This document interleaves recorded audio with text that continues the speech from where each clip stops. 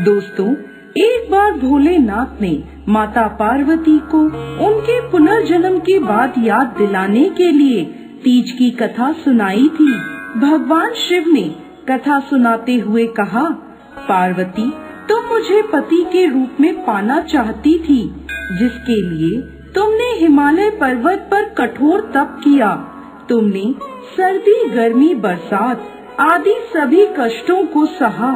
इसे देखकर तुम्हारे पिता बेहद दुखी थे।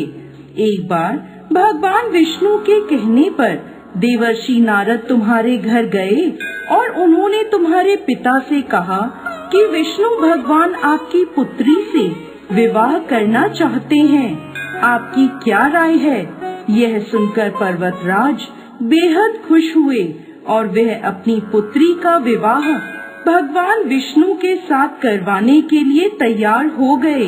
यह समाचार नारद जी ने विष्णु भगवान को दिया, लेकिन जब ये बात तुम्हें पता चली तो तुम नाराज हो गईं, क्योंकि तुमने मेरे लिए घोर तप किया था और तुम मुझे मन ही मन अपना पति मान चुकी थी। यह बात तुमने अपनी सहेली को बताई, तब उसने तुम्हारी मदद करने के लिए तुम्हें एक घने वन में छुपा दिया। वह वन ऐसा था जहाँ तुम्हारे पिता कभी नहीं पहुँच सकते थे। इस वन में तुम लगातार तप करती रहीं। पर्वतराज तुम्हारे न मिलने से परेशान थे। वह इस चिंता में थे कि यदि भगवान विष्णु बारात लेकर आ गए और तुम नहीं मिली तो वह नाराज हो जाएंगे। भोलेनाथ माता पार्वती से कहते हैं कि धरती पाताल एक करके भी तुम्हारे पिता तुम्हें नहीं ढूंढ पाए, क्योंकि तुम उस वन में एक गुफा के अंदर मेरी आराधना कर रही थी। तुमने रेत का एक शिवलिंग बनाया था। तुम्हारे तप से प्रसन्न होकर मैंने तुम्हारी मनोकामना पूरी करने का विचार किया। इस बीच तुम्हारे पिता तुम्हें खोजते हुए गुफा में पहुंच गए। तुम्हें वहां देखकर पर्वतराज बेहद खुश हुए।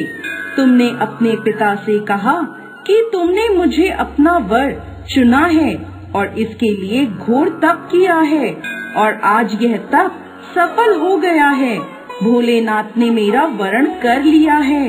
अगर आप मेरा विवाह शिवजी से करने को तैयार हैं, तो मैं आपके साथ चलूंगी। यह सुनकर पर्वतराज तुम्हारा विवाह मुझसे करने को तैयार हो गए। इसके बाद उन्होंने विधि विधान से हमारा विवाह संपन्न कराया। हे पार्वती, जिस तरह तुमने यह मेरा कठोर व्रत किया और हमारा विवाह संपन्न हुआ, उसी तरह यदि कोई स्त्री इस हरियाली तीज का व्रत पूरी श्रद्धा और निष्ठा से करेगी, तो मैं उसे मनवांछित वर प्रदान करूंगा और अखंड सौभाग्य का वरदान दूंगा। जय भोलेनाथ, जय माता पार्वती।